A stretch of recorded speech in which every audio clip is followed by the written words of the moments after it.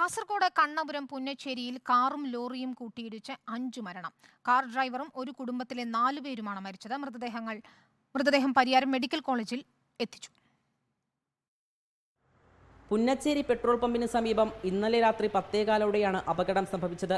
Kasaragod Kalichanadukkam ശാസ്താംപാറയിൽ KN Padmakumar, യാത്രക്കാരായ Bheemanadi, മണ്ഡപം കമ്മാടത്ത് സുധാകരൻ, ഭാര്യ അജിത, ഭാര്യാപിതാവ് കൃഷ്ണൻ, അജിതയുടെ സഹോദരന്റെ മകൻ 9 വയസ്സുകാരനായ ആകാശ് എന്നിവരാണ് മരിച്ചത്.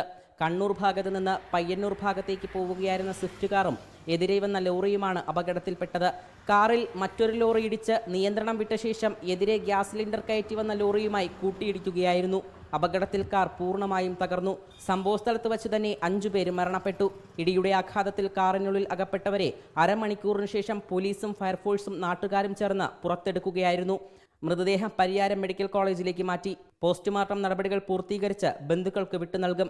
കോഴിക്കോട് വിദ്യാഭ്യാസ സ്ഥാപനത്തിൽ മകൻ സൗരവിനെ CAക്ക് ചേർത്ത് ഹോസ്റ്റലിലാക്കി വരികയായിരുന്നു സുധാകരനും കുടുംബവും. അതേസമയം അപകടത്തിനിടയാക്കിയ 2 ലോറികളുടെയും ഡ്രൈവർമാരെ പോലീസ് കസ്റ്റഡിയിലെടുത്ത് അന്വേഷണം ആരംഭിച്ചിട്ടുണ്ട്. റിപ്പോർട്ടർ, കണ്ണൂർ.